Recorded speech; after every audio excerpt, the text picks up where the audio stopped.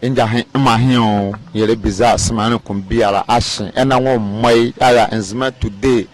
TV nze apuni pele ne azo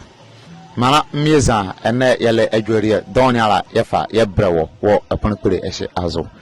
na yadu iduma ke Nzema le Avoyia kundum ye iju zo wo Nzema beribie wo evaro adwura beribie wo elambane na no aboni ye ayare edo edi masimani oyere wofa na yesa ha ye papa kpan anze iribe biara eja ahin ayo bachara akpakeni na madum eja oduma ye ezo akone ke Avoyia ne anwara ye yeguamo yere biza anwore biya ye vismani kumbia ekania kama adan ko ebuka Nzema ne ze ebuka ari mbanima ma obiara Avoyia bia bera ni aka ede ne ye ehore mo sabi ohore wa hono ne awo yo mdo asi Avoyia mama mfanka so ale Nzema Avoyia kundum mompese ezo adon anwo me mo mdem so agba sekade ne ye ba han yo kachi ya tinza ka na Avoyia kundum yirila mo yiri pa ne ye dane Avoyia han de mo ya asen hola mo yibo poti Avoyia wo yewura no a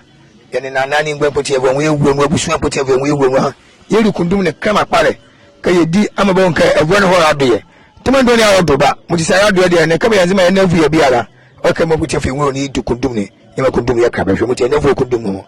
o to kundum yiri ma poti mo ti na bompa ke Avoyia di ma poti de Avoyia ko mo wa manfa mo modern abra mo ti Avoyia wo no yiri basket kundum ne e mo dra Avoyia nka e de kama ya kana yo ya bala wasa don yala ke kondom ojuze sa haya mene don yala be via manfa nyovre be zuazu azo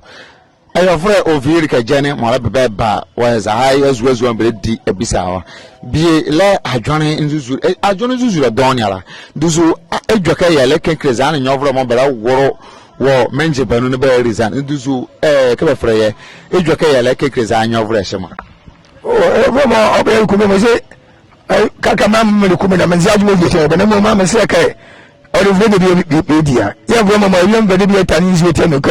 ofle de vle e vraiment ado ya bo de vle ne mo tim fika adwo pare e ba ba wusu aga ma so na ga man kwa fa adwo pare ko ba ba di wa to mo tim ma sala be so na do na adwo bi wo tie ne kundu be die tie bo a se kundu na bo na dia mam ne a oni adwo pa ma fofi bi tie me adwo na ba vendu adare bo ngwa wusu ado e chi mo me zere yo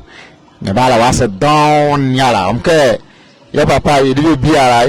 ye hwehwire noa e ma madame ma hono edo mazuro no oru aka o se nyofro ala ba azuazu azo ba bari Avoyia ne bie ne mumole sarale ke basa